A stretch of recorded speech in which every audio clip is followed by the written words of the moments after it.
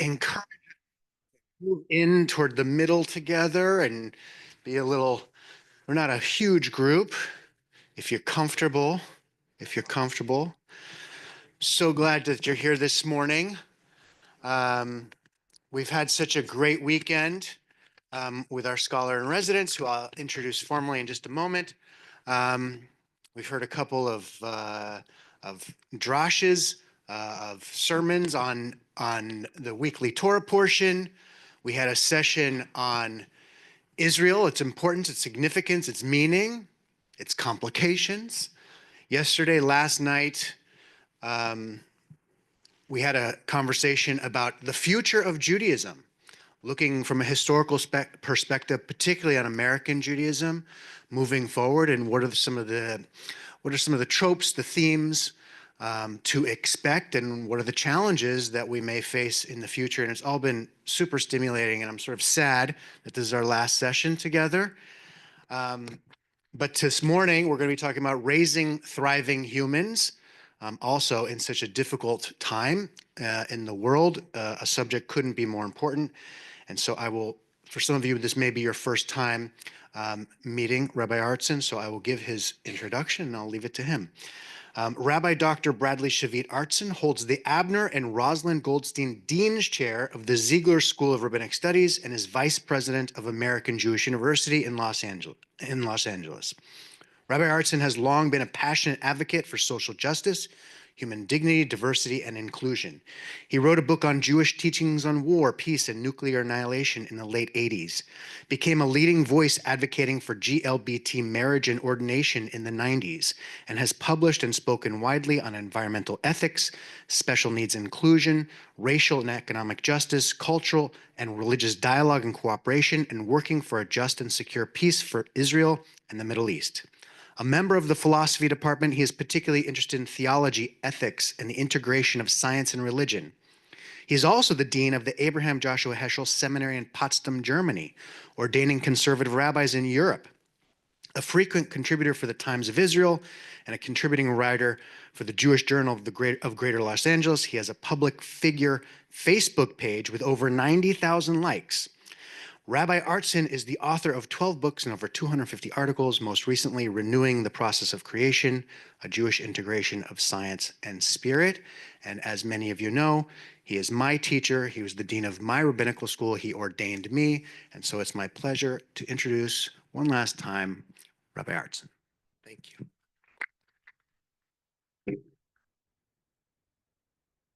Thank you.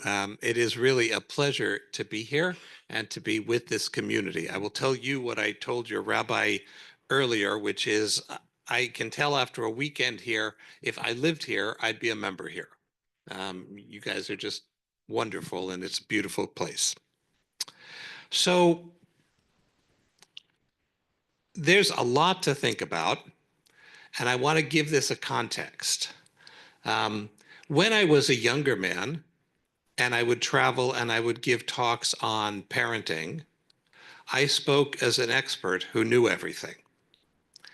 And then my kids got older, and they revealed to me all of my many flaws. Actually, they haven't revealed all of them. They're still in the process. I think they're pacing me on this, and the ways that I have fallen short and the ways that I have erred. And so now I offer these thoughts in a much more humble and tentative spirit. Every person is a universe.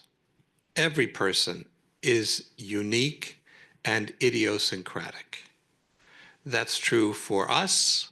That's true for our kids. And that means there are no general formulae that you can just check off like a recipe. It means, above all, there needs to be kavanah. There needs to be attention paid to the intersection between our unique contour of who we are and our each kid's unique contour of who they are. So I want to think of this more in the context of art than science, right? And all of us are in process. all of us are provisional. We're all on the way. So one of the shocking things about becoming an adult is you discover that adults don't know what they're doing any more than kids do. Well, maybe a little bit more on some areas, but we're all improvising.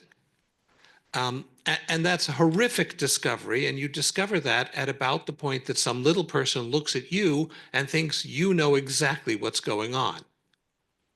So take these thoughts in that spirit, that we're in this together. We're all doing the best we can.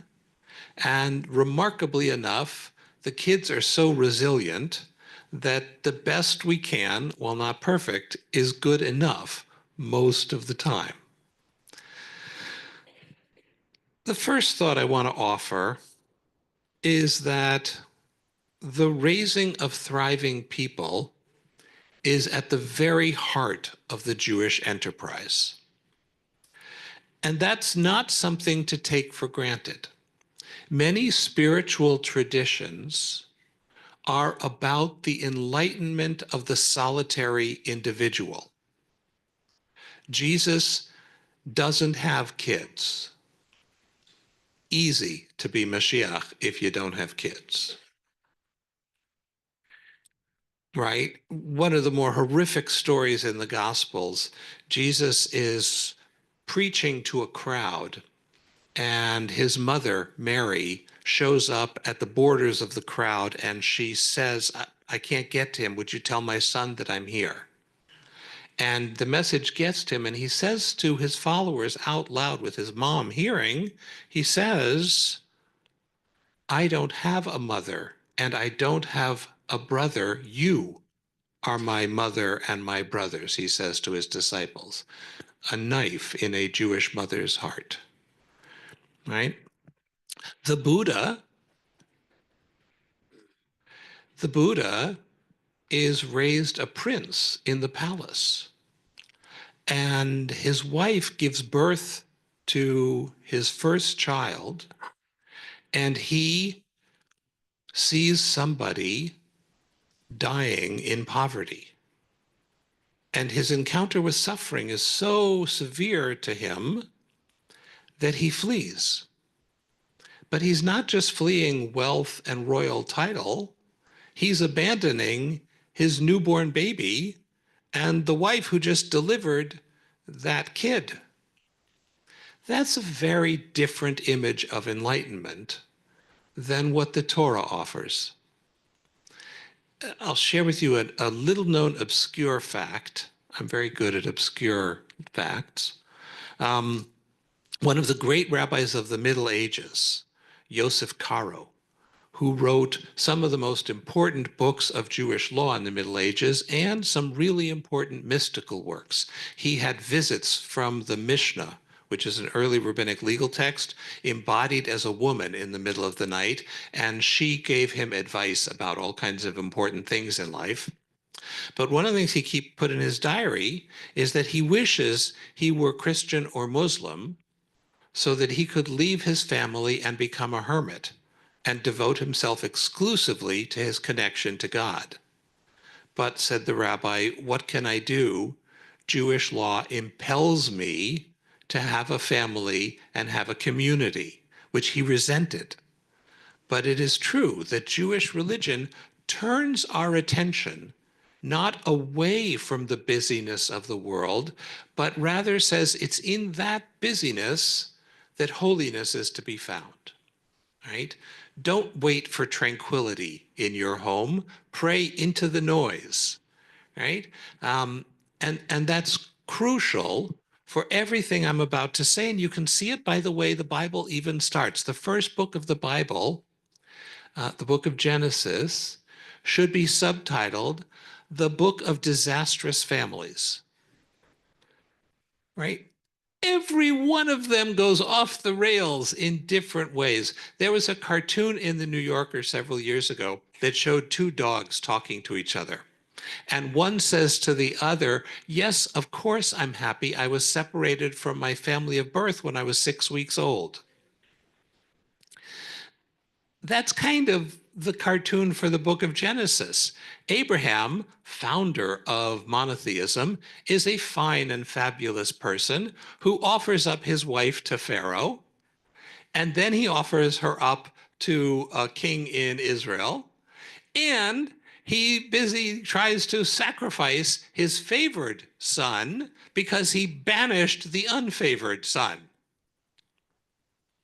You can imagine the eulogies at his funeral.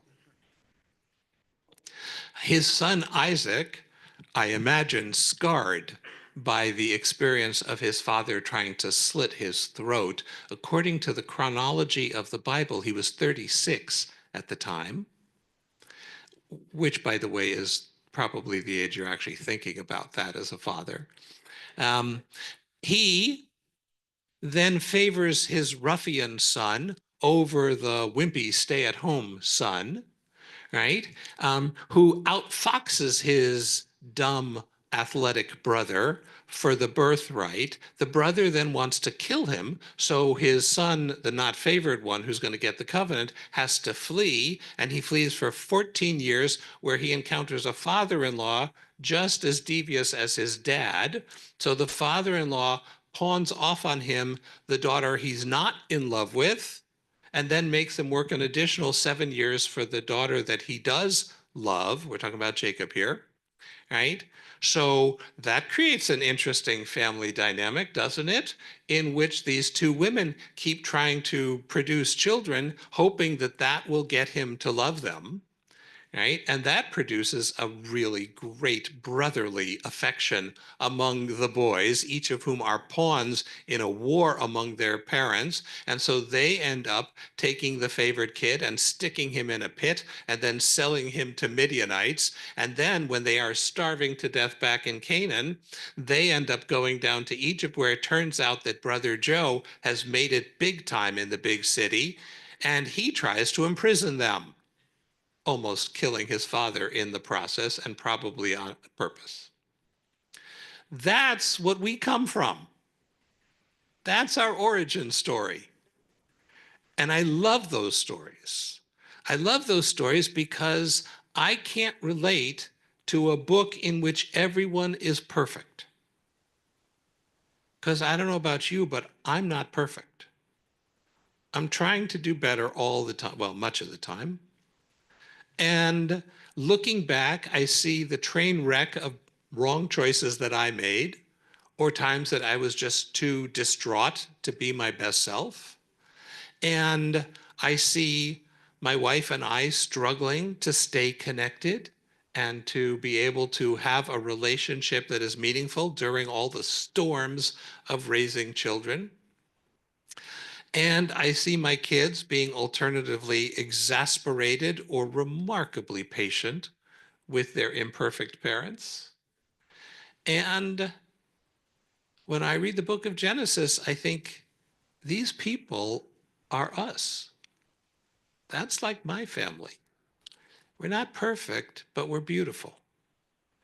We're not perfect, but we love each other. And we try really hard to have each other's backs. And so for me, our tradition is exactly the one I need. Because either with your own children, or your nieces and nephews, or your grandchildren, or the kids in the community, our tradition is full of example of adults who help raise other people's kids. And it does take a village. This is that village, right? So we all have a hand in raising the next generation. In fact, our tradition takes that and makes it the role model. In ancient times, rabbis did not work at synagogues. Did you know that? Rabbis in antiquity studied in the Beit Midrash. And you would go to the rabbi if you had a question of Jewish law. But the Beit Knesset, the synagogue, was run by lay people. The rabbis never showed up there. By the way, attendance was much better back in the day. And I think the rabbis were probably happier too, right? But But in those institutions, the rabbi-student relationship was like father to son. The rabbi's student would live in the rabbi's home and eat meals with the rabbi and the rabbi's family, and work the fields with the rabbi and the rabbi's family, and be part of the cycles of life. And that's how you learn from someone. It wasn't just book learning, it was learning how to be human by intimate connection with other humans. Right? And the genius of rabbinic Judaism, it certainly has lots of books and lots of words, and I cherish those books and words, but at the heart of rabbinic Judaism is intimate relationship where nothing is hidden. I'll go so far as to tell you there's a story in the Talmud that one of the students of Rebbe Akiva hid under his bed so that he could hear, how does a rabbi make love? Which I tell my students that that's automatic expulsion. And we bought a bed that goes, the bed frame goes all the way down to the floor because I don't trust them. And there are wonderful stories of rabbis and their students, rabbis and their children or grandchildren in rabbinic literature that highlight this. I just want to share two. There's one rabbi who was known as an exceptionally talented teacher who kept a fishbowl in his office. Right? And he did it because he knew that people who came into the office would be really fascinated by his aquarium, and that would make them feel open to whatever learning was going on. I think it's beautiful to have a tradition that we don't know anything about the content of what this rabbi taught. We just know that he was sitting there thinking, what might make people at ease in my presence? What would make them forget that they're in the rabbi's study? Right? And so a fishbowl, that's actually not a bad idea. There's a second story about a rabbi who was told he would never be a sage until he would make himself a fool in public. And he never knew what that meant until one day his colleagues came to his house to ask him a question, and he was imitating a donkey on all fours for his grandson. And they said to him, the prophecy about you, this is what they're talking about. A rabbi who's willing to be a fool with the kids. That's what life is all about. So a tradition that's full of that idea, and then I want to broaden it one step further. Ours is also the tradition in which the primary commandment of the Torah, out of all 613, according to Rebbe Akiva, is Ve'ahavta l'reacha kamocha. You must love your fellow as you love yourself. And I want to unpack that because I think it's the most important teaching we have. If you don't love yourself, you can't love your fellow. So for some of us, that's actually harder. It's easier to be compassionate and kind to other people, and we are so cruel to ourselves, so unforgiving of our own shortcomings. But you'll ultimately impose that on others if you don't figure out a way to embrace yourself. But if all you do is love yourself, that's also missing the mark. The goal is you have to recognize that each person you encounter is just as much God's image as you are, and see every other human being as your reacha, your fellow. Right? What a sublime teaching that is. So it means then that raising thriving humans is not just about how we raise our and each other's children. It's also, how do we bring out the best in each other? How do we show compassion and kindness to each other? And I want to hasten to add, that doesn't just mean the others that you like. It means the nudnik on the ritual committee who every time they open their mouth, you just want to roll your eyes. It means the person at the supermarket who's hogging up the line and not getting out of your way. It means the guy on the road who just cut you off, right? How do you train yourself to see everybody as your fellow and give them some compassion? So I want to offer that one of the ways I've been thinking about Judaism of late is as a technology of thriving. I want to bracket the stuff we're supposed to believe. I do believe much of it. I'm a rabbi. I love God. I love Torah. I love mitzvot. But I want to bracket that because for many people, that's the last door they go through, not the first. So I want to talk to you with Judaism as a way of creating thriving human beings. And it offers a bunch of tools, some of which I want to share today. The first and by far most important is Shabbat. And I want to hasten to tell you, I am not here telling you it's either all or nothing. Almost every sane person, if faced with a choice between all or nothing, would opt for nothing, because all can be really oppressive and inauthentic. But here's the thing I want to tell you about Judaism. More is better than less, and some is better than none. So what if we think of Shabbat as a tool chest filled with all kinds of possibilities? And just because you only reach for 2 of the things in the tool chest, or you do it inconsistently, some weeks you do, some weeks you don't, that doesn't mean it's not of value. It's all about direction. It's all about growth. And we veto our own growth when we say, well, if I'm not going to do it all the time, I'm a hypocrite. So let's agree to banish the term and concept hypocrite from our vocabulary. There are no hypocrites here. There are plenty of hypocrites that I could point out if I were not speaking for the microphone, but not here. Here there's just imperfect, lovely people trying to do better. So Shabbat offers an amazing tool for that. The idea that we come together once a week to have a meal with the people we love, and we don't rush off to do something else. Who in the world gets to do that? I remember when I was a college student and I was starting to get more interested in Judaism, and I decided that I was going to not do homework from Friday night till Saturday night. I would still write, I wasn't becoming frum, I just wouldn't do homework. And one of my roommates said to me, how in the world can you go through college not doing homework 1 day a week? And my response then and now is, how in the world can you survive as a human being if you don't have 1 day a week that you don't do homework? So my sister put a thing online about there was a day where people were supposed to not shop on Amazon and other things because that would redeem the world. Great. And I said to her, I've been doing that once a week for my entire adult life. Join the club.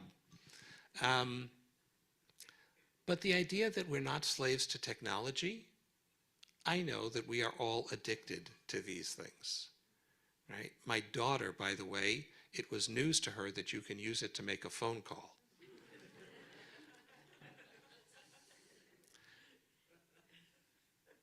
Our minds have trained ourselves that if there's a quiet moment, we pick it up.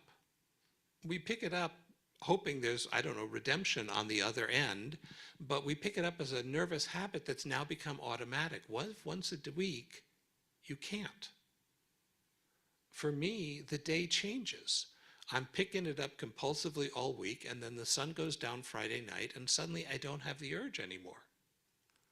Right? I know people of a previous generation who were chain smokers who didn't smoke all of Shabbat, and then the minute Havdalah was done, had to get a cigarette in their mouth. But during Shabbat, they didn't miss it. Right? What if we could liberate ourselves and assert our freedom from the chores that demand our attention all week long? That would be a beautiful thing. And I'm not asking you here to become Orthodox. I'm just asking you to consider what would it feel like in your life to have a technology-free period of time? And maybe 24 hours is too much. Maybe that would kill you. So how about Friday night? No technology at the table. How about Saturday morning until noon or 1 o'clock? No technology. Start with something. But Shabbat is an amazing thing. For me, it's been the anchor of my week. You know, I'm very lucky. Both of my kids live near me. And every Friday night, I have my adult children around the table. And the weekends when I don't, we have friends around the table. And I live Friday to Friday, Shabbos to Shabbos, right? You can too. I know that for me, going to shul on Shabbat morning, going to the synagogue on Shabbat morning, anchors the week. And I will confess to you, I'm not paying attention to the prayers the whole time. Sometimes I listen to the rabbi's sermon, sometimes I drift off. But having 3 hours to kind of sit with the week and filter it out and decide what I need to put on a shelf and what I need to attend to, and having a chance to talk to God a couple times in that service, by the end of the service, I'm ready for the week again. The holidays function in the same way. So not only Shabbat, but we have a cycle of the year where the mood changes. We're now in that part of the year which is more communally oriented. So Purim, Passover, Holocaust Memorial Day, Israel Independence Day, we're in the communal part of the year in which our connection to our people and our history are highlighted. And then after Tisha B'Av, the fast day, we'll pivot towards the more introspective holidays. We'll pivot into the orbit of Slichot and Rosh Hashanah and Yom Kippur and Sukkot, which are much more about our inner life. Sukkot, of course, being the transition back into community, right? So we go in the year from internal, introspective, to communal and historical, and we circle back and forth like our lives do. And the holidays give us a chance to attend to those aspects of ourself and our culture, and they enculturate our children. I will confess to you a secret known only to rabbis. Sermons are the least effective form of education ever invented by human beings. I teach sermon giving to the rabbinical schools, classes called homiletics, which is the technical term for comfortably sleeping 200. And my first thing I do in class is I ask the students to free associate. I say, I'm going to say a word. You shout out the first thing you think. Ready? No filter, just shout it out. Sermon. That's what all of you thought, but one person was brave enough to say it. Oh, now, of course, this is the exception. Not boring. Not boring. Really, not boring. So I am talking to rabbinical students, and their first word is boring. Right? I think that's actually unfair. I don't think rabbi sermons are as boring as people say they are. But I do think that people learn from watching and absorbing, not from being told. That's why bringing your kids to synagogue is more effective than a sermon. That's why having them go to a Jewish camp or putting them in Hebrew school or a day school, they acculturate even when they don't know that that's what they're doing. My daughter went to Camp Ramah, which is one of many wonderful Jewish camps. She hated all the classes. Like, she would have loved to go to a camp where there were no classes and no tefillot, but it's a requirement. My son, Jacob, who's autistic and couldn't go to Camp Ramah at the time, when he discovered there were non-Jewish camps, said, why would anyone bother going to those? Right? But what's amazing about Shira is if she's sitting at the Shabbat table and I say, honey, lead Kiddush, she doesn't need a book because it's all baked in the hard drive, right? While she was not listening, she was marinating in it. And that's how people learn. They learn by watching. They learn by absorbing. When the kid is in the sanctuary with a puzzle or whatever, not paying attention, everything that's happening is sinking in a very deep way. So Shabbat and holidays are part of the technology. The other thing I want to highlight here for you is community. Judaism is a wonderful community. Kids, for example, who grow up in a synagogue have countless aunts and uncles, right? And they get to know familiar faces, which, by the way, I think is a solution to one of America's greatest problems, which is loneliness. You have a lot of grandparents who live far away from their grandchildren.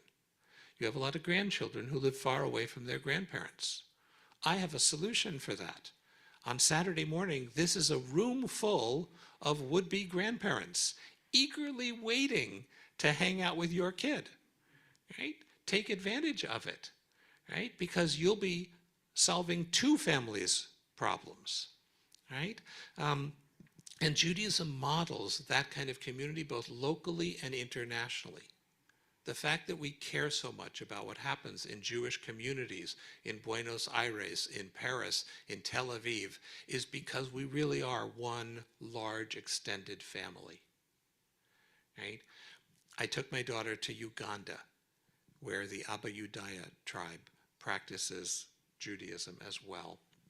And she was able to participate in their services, and she was able to hang out with their teenagers, because anywhere there's a Jewish community, you have cousins.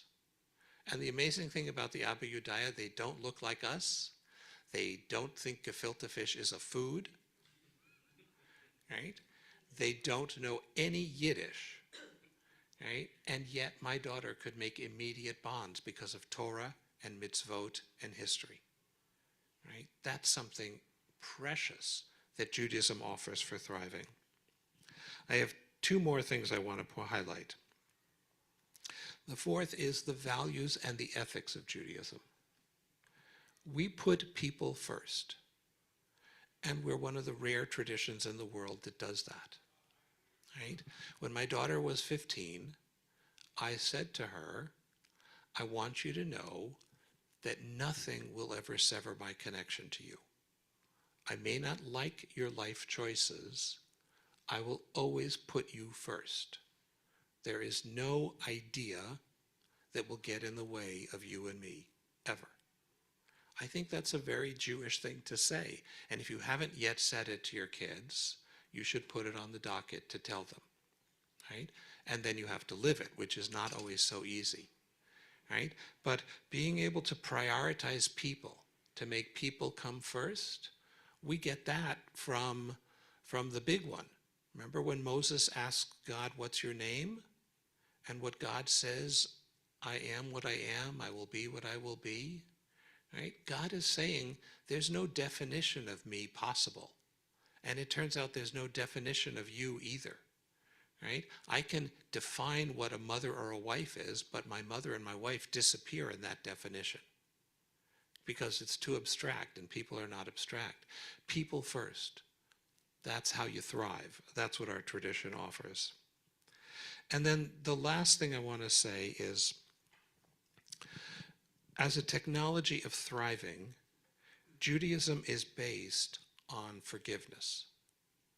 So I want to offer you a tradition to incorporate into your families that, for me, made a big difference when my kids were little.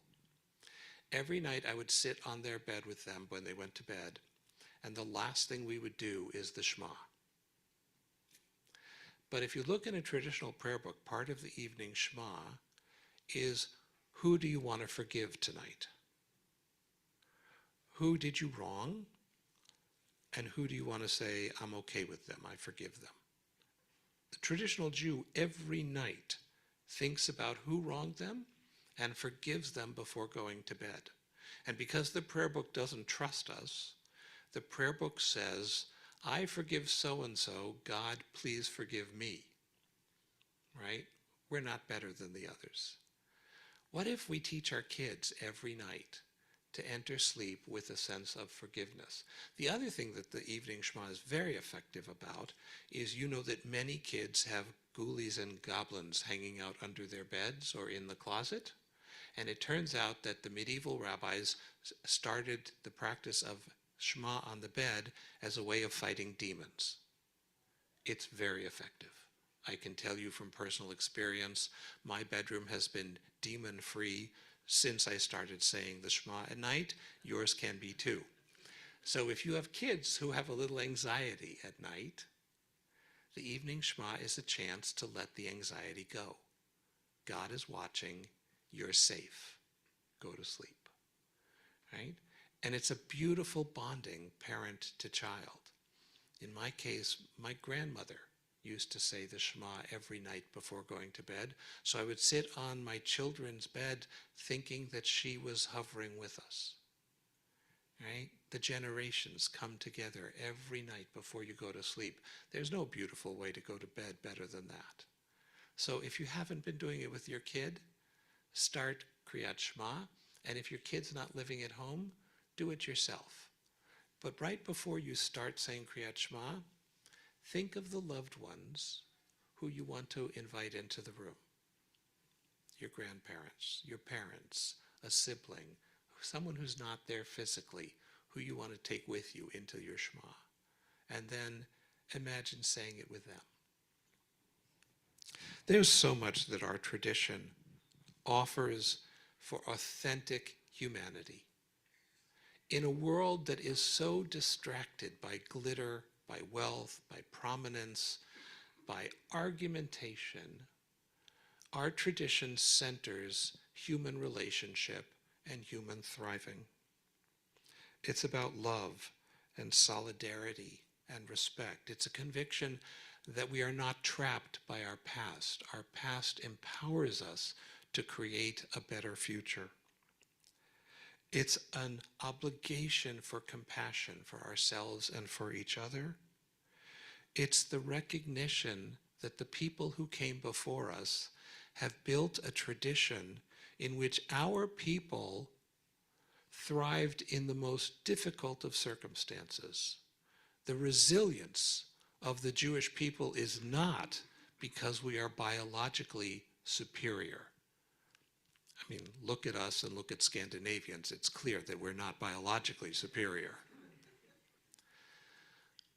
But what we have is the world's greatest secret weapon of humanity, a tradition that teaches us that we and everyone are made in God's image, and that it is the mission of each and every Jew to shine and to thrive and to raise up thriving people. So let's go to it.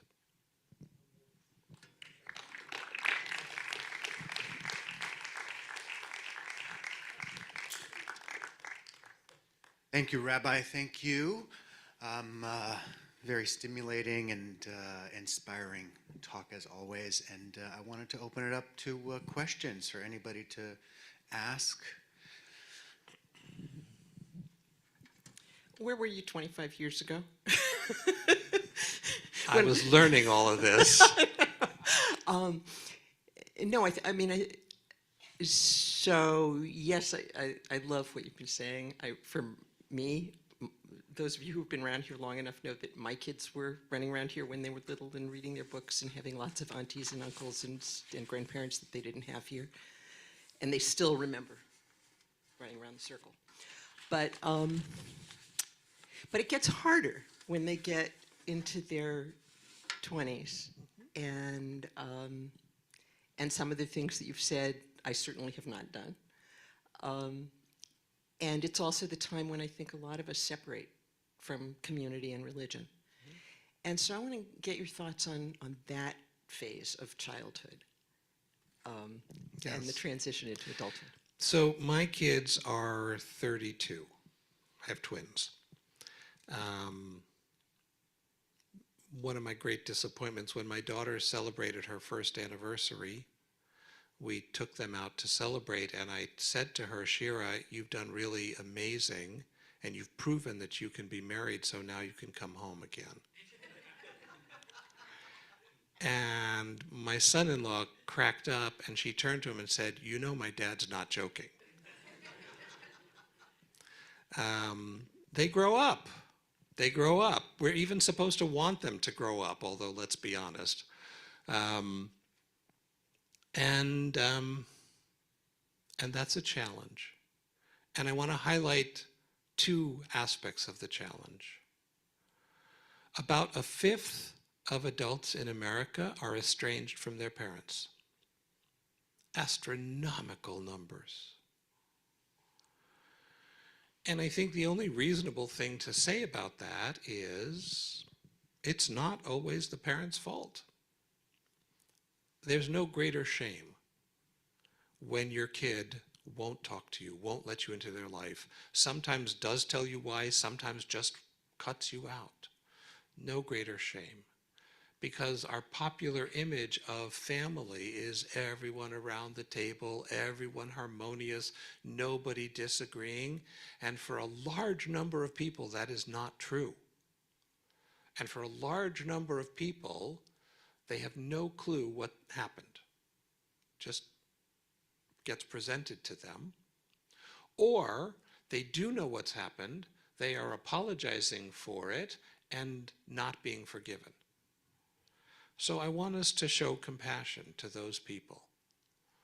I want to tell people not to feel humiliated or shame. Human relations are very, very complicated. None of us should judge because you have no idea what's coming down the road, and you'll want compassion if you ever find yourself in such a position. So those people need some extra love. I also know that the greatest plague in American personal life these days is loneliness and anxiety.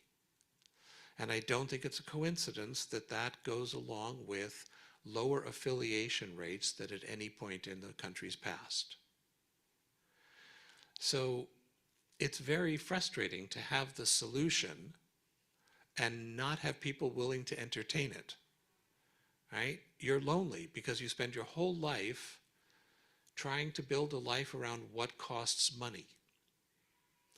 And right here, I have something you can do that will alleviate your loneliness. I have a wonderful group of people who meet and sing and have a meal together, and you can be part of that. And then they also do things during the week, and you'll get to know people, so you'll have meals with them during the week, or you'll go for a hike with you.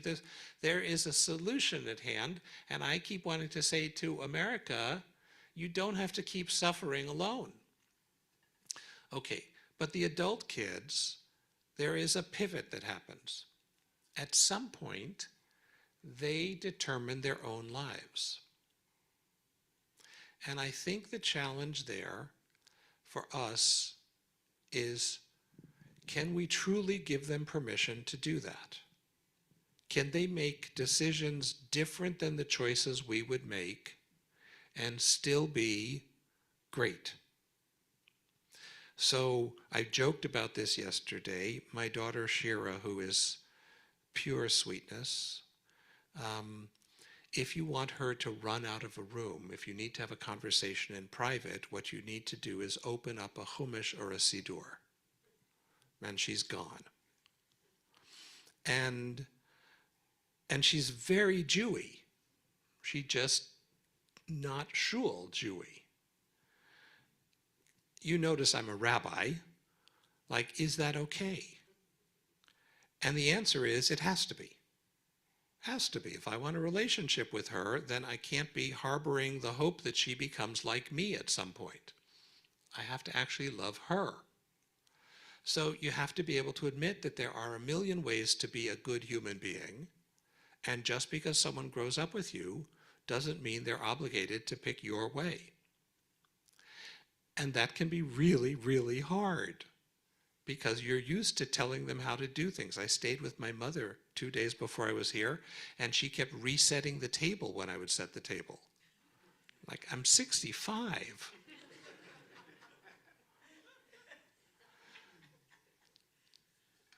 So letting our kids be people is really, really full-time work. And then part of that is finding ways to have points of contact with them that they're willing to enjoy. And sometimes that's a meal, and sometimes that's a text, and sometimes that's, I don't know, sending something in the mail or a gift or whatever. But the task that falls to us, because we at this point need them more than they need us. Which, by the way, is how it's supposed to be. right? Because they will need to live life without us someday, and you want them to thrive. But the problem is we're living longer. So during that time where we have successfully taught them to live without us, we're saying, but wait, I'm still here, right? So navigating that is an unprecedented challenge. People used to die a lot younger, right? And now many people are lucky enough to live a long, long time, and we don't know what to do with them, nor do your adult kids. And so there are no rules. But I want to tell you, these are very helpful. What if you start inviting, if your kids are local, what if you start having a Shabbos meal with them? Doesn't have to be every Friday night, could be once a month. But what if you start finding ways, have them over for the Jewish holidays? I will tell you now, Passover is coming. If you haven't started a conversation with your kids about what do you want to do for the holiday, this would be a good time to have those conversations, right? And think of ways to be connected. But that's on us, that's not on them. Can I ask a question, actually? Can I preempt you guys real quick? Because I think it's relevant to everybody here, which is, we were talking about it in a car briefly, which is that, and we have, and I'm so glad to see in the room, we have parents of small children, parents of older children, teenagers, grandparents are in the room. And one of the things that we see, let me start like this. I'm a true believer in synagogues. This epidemic of loneliness, this is the answer to all of that. And I want to be an evangelist and say, come on, get in the pool. This is the place to swim and to be inspired and to connect with others and to be refueled to go out into the world. This is exactly what our teenagers need. This is exactly what our kids need. But the world, and we experience this from each generation, from grandparents all the way down to parents, with all of the competing factors in society that are trying to draw our kids' attention, and we feel compelled, sometimes as grandparents or as parents, like, well, my kids should be doing this other stuff, otherwise they're going to be doomed to a life of flipping burgers or something. And how do you understand that challenge? How do you break it down? What are the factors that are at play? And do you have ideas? Yeah, for how to I address do. And I'm going to start by nitpicking one of the things you said. Get it out of your head that flipping burgers is the same thing as an unsuccessful life. What you want is for your kids to be happy. And happy comes in all kinds of ways. And if your kid is happy flipping burgers, that's a success. Right? So I think in the Jewish community, like many white identified, upwardly aspirant communities, we have conflated a certain kind of work and income with happiness. And there's not a single study out there that verifies that. Right? Once you earn a certain amount of income, then the greater income does not correspond to greater happiness. And anyone, no matter what their income level, if you ask them, are they earning the right amount of income, will tell you they want $25,000 to $50,000 more, and then that would be enough. Even Musk and Gates don't think they have enough yet. So that's pretty obviously a dead end, right? There are a lot of other worthy things in the world. Part of the challenge of being a conservative Jew is we don't think that all knowledge is contained in the Torah and the Talmud. Here's news. The Talmud doesn't think that either. The Talmud says, if you only have Torah, you don't even have Torah. Right? If you want to appreciate Torah, you have to be scientifically literate. You have to know about the universe that you're praising the creator of. You have to know what human health is involved. That's why there are so many doctors in medieval Judaism. You have to be able to know the humanities to be able to appreciate what great literature the book of Psalms or the Torah is. You have to know human history to understand how extraordinary the arc of Jewish experience is. If you just know Jewish, you won't even know Jewish. So it's a real challenge. How do you find ways to give your kids sports, ballet, music, whatever else, and also root them in meaningful Jewish identity. I have a very unpopular answer to that. You cannot bequeath what you do not own. So kids are heat-seeking missiles of insincerity. You drop them off at Hebrew school and leave, and what they learn that day is grown-ups impose Judaism on children. And someday I too will impose this thing on my kid. Right? If you want to teach them that the reason we're imposing this is because it makes our life better, they need to see you doing Jewish. A Jewish book on your bedstand, a study class that you're part of, opening a prayer book when you don't have to, living a rhythm of Jewish life. They'll notice that. And then, ironically, it turns out that if you are living a rhythm of Jewish life that's meaningful, then the time they spend at ballet or whatever else, you suddenly have time for. So I want to encourage people who are, if you are committed to this is a way of being human that's really enriching, it has to start with us, not with what do we do for the kids, right? Because they'll know that. If the game plan is the minute the bat mitzvah is done, I'm out of here, says the parent. The kids know that. They're not stupid. So this has to be a commitment for your own spiritual growth. It has to be what you're doing for you, and because of that, you want to share it with them. They'll pick up on that too.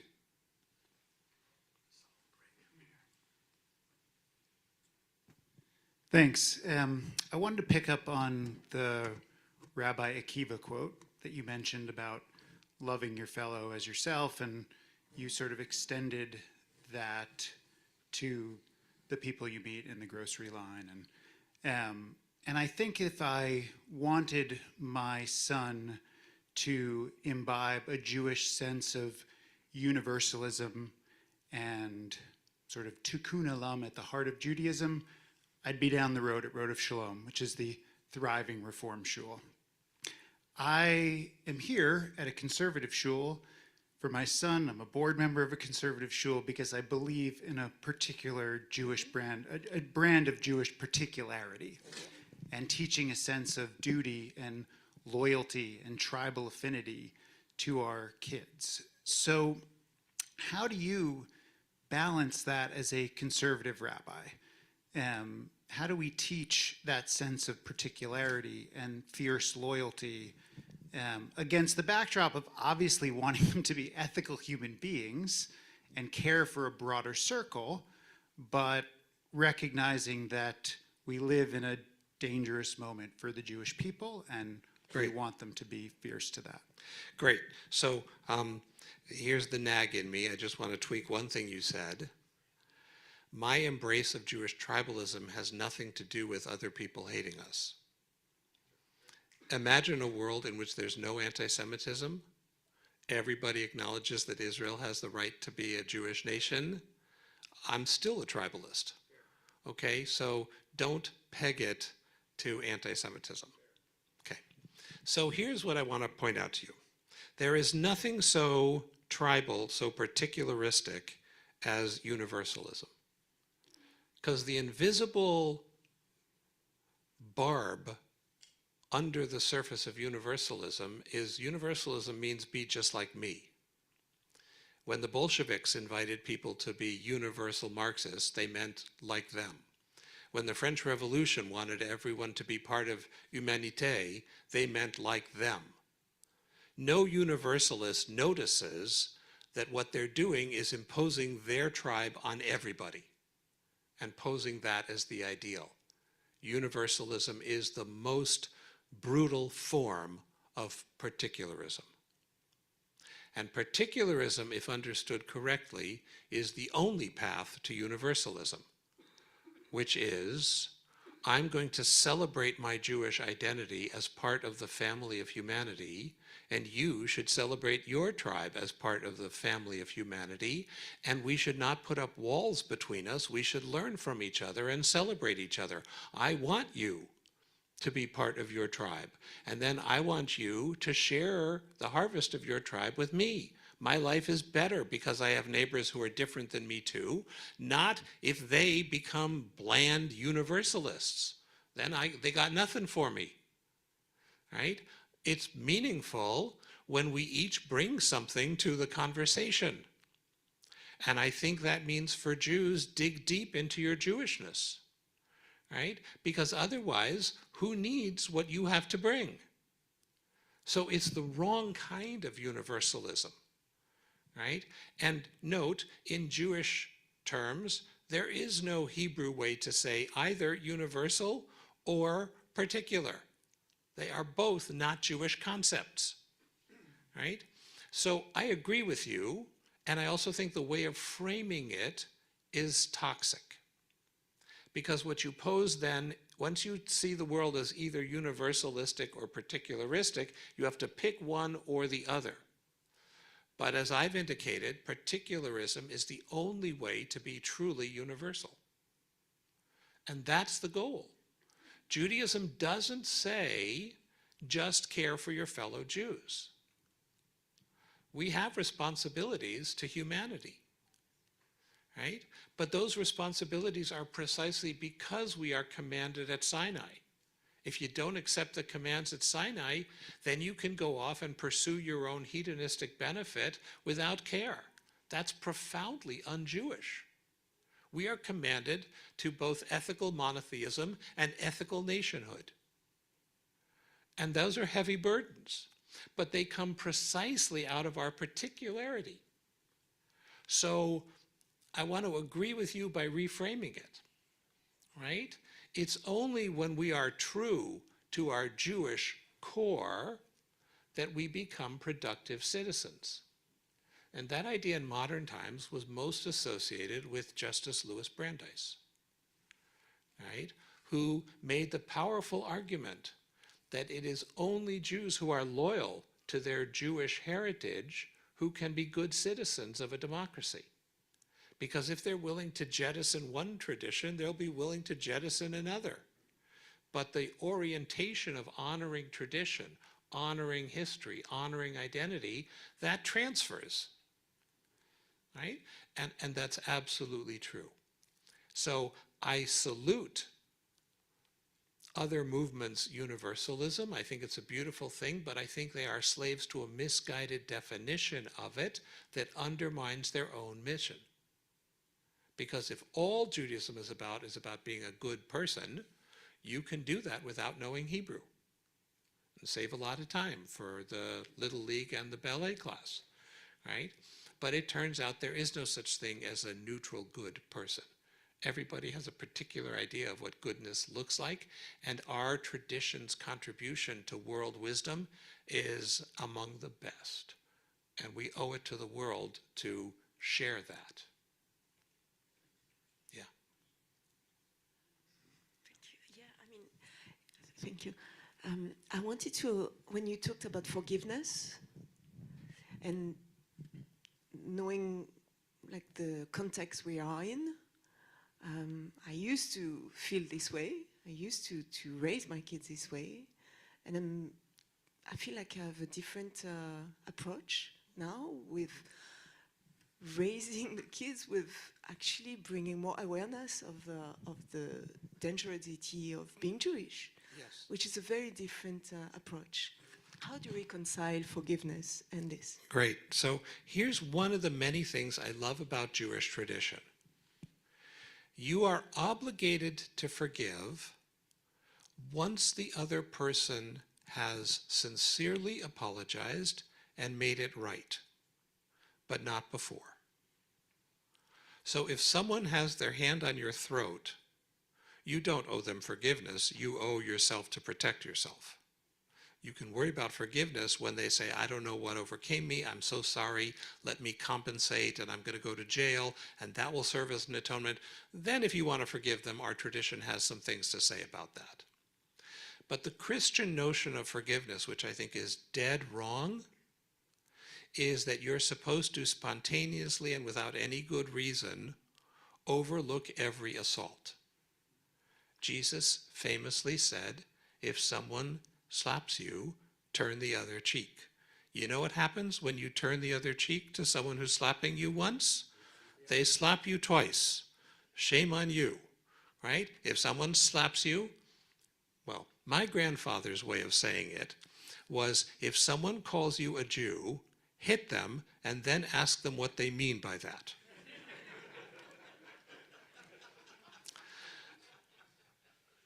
And I think there's a lot of wisdom there, right? We spent 2,000 years being Christians' fantasy of religious powerless. And it didn't work. Being dependent on the goodwill of others from a position of weakness simply invites assault.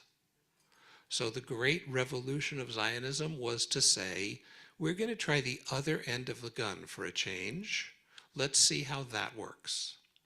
And I think it's fair to say we haven't done a notably better job than other people who hold guns. But we don't have to do better than them. If they have the right to do it badly, so do we. And I still prefer to be on the other end of the gun. And I like the fact that people are a bit afraid of us. I think that's a good idea. So when I say forgiveness, and I guess I need to clarify that, I don't mean unilateral, unearned forgiveness. That's lunacy, right? I mean that let me be very pointed about that. Should at some point there be a group of Palestinians who say, we have been wrong in trying to eradicate the Jewish state, our goal should be living side by side. And we are sorry for our miserable way of responding to you for the last 100 years, then I would hope that at some point the Jewish people would say, we also responded out of rage sometimes. We regret that too. Now let's focus on how we can live side by side. But we're nowhere close to that. And when people are assaulting you, the correct response is to prevent them. I hope that clarified. Thank you for your insights this morning. I think they were really great. And, you know, a lot of things you said about Shabbat and synagogue and stuff is for people who are already in the door. You know, we are here today, so we have some level of commitment and engagement. I guess, what advice do you have, or what's your point of view on people who are not even, you know, they're not even coming to synagogue, and how do you see that? Most of the Jews who are not coming to synagogue are my relatives. Yes, I understand. So I have a neurotic relationship with them, just like we all do with our families. Serious answer, don't preach. Don't tell people, I'll solve your problems by coming to shul. Invite them for Shabbat dinner. And then invite them to another one. And then another one. If there's adult learning, say, hey, my rabbi's incredible. Come with me to this one class and you'll see. Right? Don't tell them we want you to join immediately. Nobody does it that way. You first date before you propose. Right? So start the dating. Get them interested. Find some hook. If they're interested in environmental stuff, hey, my synagogue has a program about recycling. Come join us. We're going to be cleaning up this beach. Right? There's a lot of people who are waiting for the invitation. And generally the invitation they get from us is Rosh Hashanah is coming, spend a couple $1,000s to buy tickets to a thing that will put you to sleep and convince you that you were right to not come back for another year. Thank God the Jewish people have annual amnesia. Somewhere in August, they forget how incredibly tedious and endless the service was, and they sign up again. our institutions rely on them, and I think they're our heroes. But what if we started by just offering them to meaningful things? If you have friends who have little kids, bring them to the Purim festival. It's really fun. And you don't have to be fluent in Hebrew, and you don't have to have bought into a whole bunch of theology. It's just really fun. Have them come to Shabbat dinner. If your Shabbat dinner is anything like mine, the amount of ritual is pretty little. The food is great. The conversations are great. And who doesn't love a really good meal, right? So give them the experience, right? And the experience will sell itself. That's my recommendation. We all know people who would be happy to have the invitation, and then you don't have to preach. They'll ask, why do you do that? What's the point of having those loaves? What's the history of that? And that will win them over. My son Jacob had an aide who came from Latin America, and Jacob is autistic, and so he had this guy who accompanied him during the day, and Frankie was amazing. And Frankie, based on what he saw with Jacob, enrolled in the undergraduate college at American Jewish University. He was the only non-Jew in the college. No one in his family had gone to college ever before, so we had to give him lots of advice to get him through. He fell in love with Beatrice. They both converted. I had to get them into the conversion program, and then I had to find them a Moel, and then something they did not train me in rabbinical school for, I had to sit with him while the Mohel did his work, while his girlfriend got to be in the other room, and they gave her a drink. Like, that's ridiculous. And Frankie and I now meet once a week, Monday nights, to learn Hebrew, right? It sold itself. We weren't trying to convert our aides. He was just part of our life. But the life is wonderful. So people don't know that. They think that there has to be an ideological consent, but that comes last. Just start having people be part of your Jewish celebrations. So I'm wondering for a little clarification, on something. You said that you told your daughter Shira, and one should tell their kids, sort of unconditional love. I love you no matter what. I grew up with a very conditional love of, I'll be behind you, with my mother, I'll be behind you, you murder somebody, I'll support you. But if you marry somebody not Jewish, you intermarry, you're out. Don't know you, and she actually followed through that in her will. And so that was her red line, was intermarriage. Anything else, okay, but intermarriage, no. Are you saying that parents should never have a red line and they should never condition their love? Or are you saying to minimize the red line of conditionality? What are you saying? And obviously, conditional love is difficult as a child. I am not here to criticize your mother. But I will tell you, for me, the kid did not sign a contract with me. Like, they became my kid because of my volition, not theirs. And there is nothing my kid could do that would make me sever ties with her. Nothing Jacob could do that would make me sever ties. And I think it's important for them to know that. They also know that I disagree with some of their choices. They even know that I dislike some of their choices. When Shira introduced me to the guy who she ultimately married, she said to me, you know, Daddy, he's different than my significant others in the past. And I said, Shira, you never dated a significant other. Every other you dated was insignificant and unworthy. He's the first significant other you brought home. You don't have to like or approve of your kids' choices, but the love has to be unconditional. And here, my role model is God. God's love is greater than God's anger. That permeates our tradition, right? God loves to the 1,000th generation and is angry for 4, right? That's a good ratio.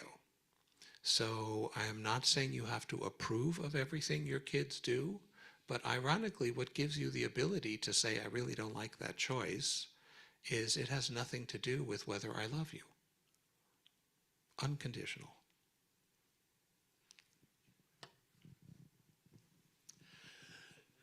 So, Rabbi Arts, and I totally appreciate the controversial pieces that you've waded into, the intermarriage, tribalism, anti-Semitism, Israel, and you just started to make a foray into the point that I was going to ask about, which is the true controversy.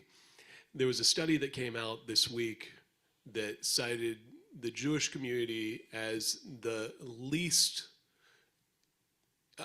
willing and engaged in prayer and in actually invoking God.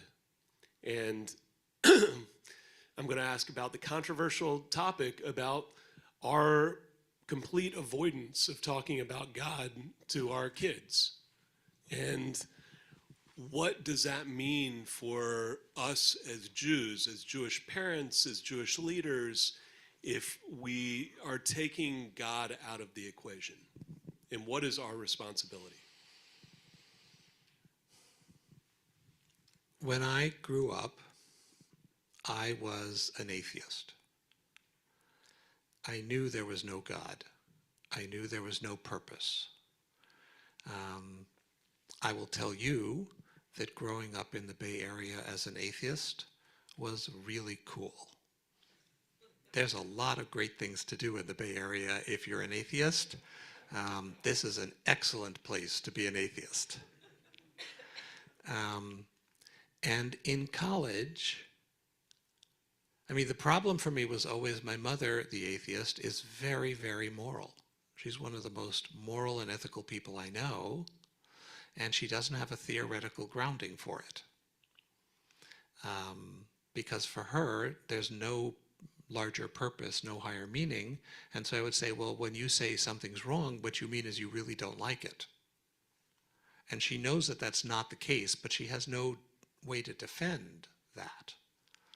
So I was thinking about that. And then in college, 2 of my roommates were very strong Christians. And I had always equated religious with stupid.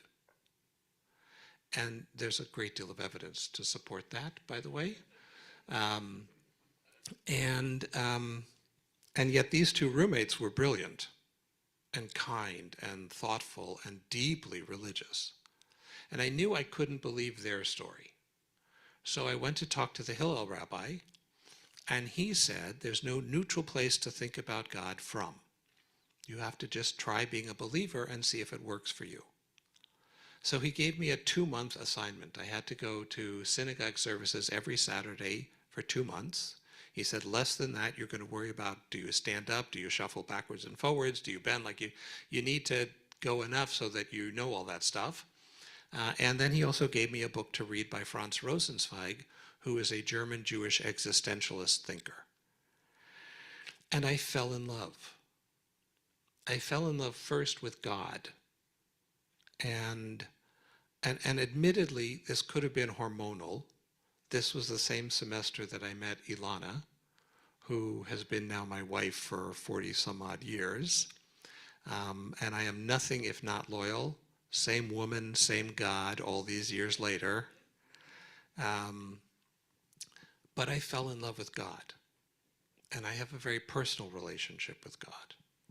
And that's, for me, at the center. I know for some Jews it's not. For some Jews, Judaism comes first and then God is a corollary. That isn't true for me. I'm perfectly comfortable in American civilization. I went to Branson. Every year, I don't know if they still do this, they used to take candles in Dixie cups and walk around Ross singing Christmas carols. I'm one of those Jews who knows the second stanza of Adeste Fideles in Latin, right? And I am completely at home in Western culture. I don't need Judaism because I'm not at home in this culture. I'm thoroughly American. I need Judaism because I love the God of Israel, and the God of Israel commands me to be part of the covenant of the people of Israel. So I'm stuck with you guys because of my love of God. I'm aware that that isn't how everybody gets to Judaism. So I've learned how to talk other languages, but for me, God is absolutely at the center. And I want to say, nobody ever came to God because of someone's incessant talking about God. In fact, there are probably fewer, more effective ways to inoculate someone from loving God than talking about it all the time. So what I would recommend is the same thing I recommended for Shabbat dinners. Don't talk about God. Let your kids hear you talking to God. Let them hear you serving God. Let them hear that factoring into your decision making. Let them hear you observing Shabbat not because it's Shabbat, but because God commands it. There's an interesting piece of Jewish law. If you take something that belongs to someone else, that's me'ilah, that's theft. If you study Torah without a blessing, that's a violation of Jewish law. You start the day with 3 blessings over Torah study because you have to first acknowledge that the Torah belongs to God, and the blessing gives you permission to use God's Torah. In the same way that before you eat, you have to make a blessing because the food is God's. And to get permission to use it, you need to say the blessing. I think that's really powerful. What if we walk around being God's servants? Not in a preachy way. No one wants to hear it. But your kids are watching you very closely. And it matters to them a lot how you live your life with integrity. And if they see that tied up to your integrity is an intimate connection to the creator of the world, they will have access to it in a way that nothing else will give them access. So I encourage you to model, don't describe.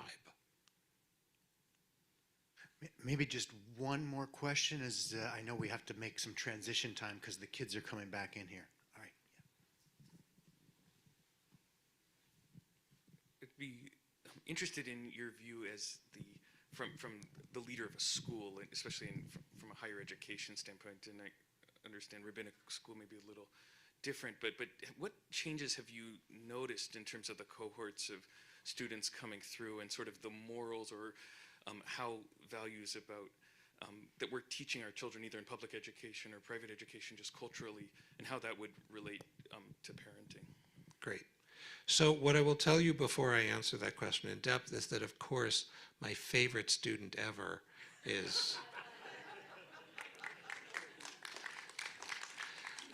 was downhill after Paul.